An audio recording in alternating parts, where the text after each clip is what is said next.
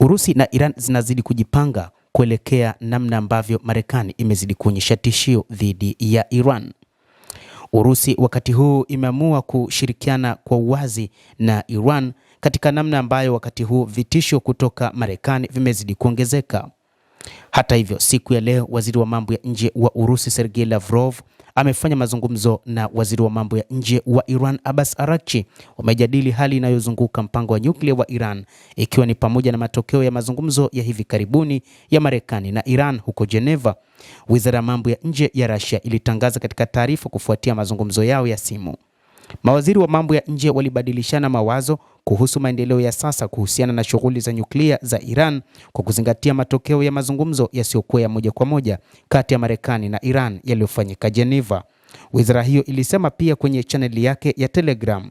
Upande wa Russia umethibitisha kuunga mkono mchakato wa diplomasia unaolenga kufikia masuluhisho ya haki ya kisiasa na diplomasia yanayoheshimu haki halali za Iran kwa mujibu wa kanuni za mkataba wa kuzuia uenezaji wa silaha za nyuklia. Zaidi ya hayo, wizara ya mambo ya nje ilibainisha kuwa Lavrov na Abbas Araghchi walijadili masuala maalum ya nchi mbili yenye maslahi ya pande zote.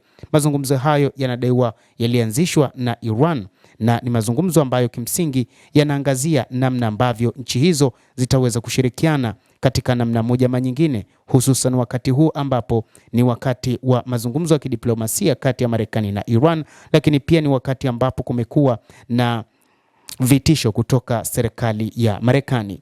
Russia inaendeleza uhusiano na Iran na katika hali ya mvutano unaozidi kuongezeka katika Mashariki ya Kati, inatoa wito wa washirika wake wote ikiwa ni pamoja na Tehran kujizuia na kufuata diplomasia. Msemaji wa Kremlin Dmitry Peskov anasema Urusi inaendelea kustawisha uhusiano wake na Iran, na kwa kufanya hivyo tunatoa wito kwa marafiki zetu wa Iran na pande zote za kanda kujizuia, tahadhari na kutanguliza njia za kisiasa na kidiplomasia katika kutatua masuala mbalimbali. Na anasisitiza msemaji huyo kwamba jeshi la wanamaji la Urusi linaendelea kushirikiana na Iran katika kufanya mazoezi ya pamoja ya kijeshi.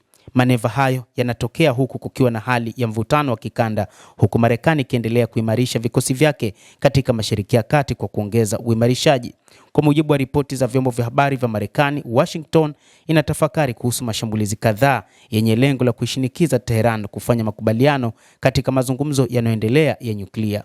Shirika la habari la CBS limeripoti kwamba mashambulizi ya Marekani na Israel dhidi ya Iran yamepangwa kufanyika kuanzia Februari 21, kwa maana kutoka sasa ni siku chache tu zimesalia, na ndio maana Rais wa Marekani Donald Trump akasema kwamba ndani ya siku 10 ama 15 huenda shambulizi likafanyika. Lakini Iran imeapa kwamba italipa kisasi kwa shambulizi la aina yoyote ambalo litafanywa na jeshi la Marekani ama jeshi lolote lile katika ulimwengu. Endelea kutufuatilia mtazamaji, na nikusihi usisahau kulike, usisahau kucomment, kadhalika kusubscribe channel yetu hii ili upate habari hizi kwa mapana kupitia The World News. Mimi ni Adam Hussein, endelea kuwa nasi wakati wote, endelea kutufuatilia uweze kujua ni nini ambacho kinajiri katika ulimwengu kupitia hapa The World News. Utaweza kufahamu mambo mengi yanayojiri duniani.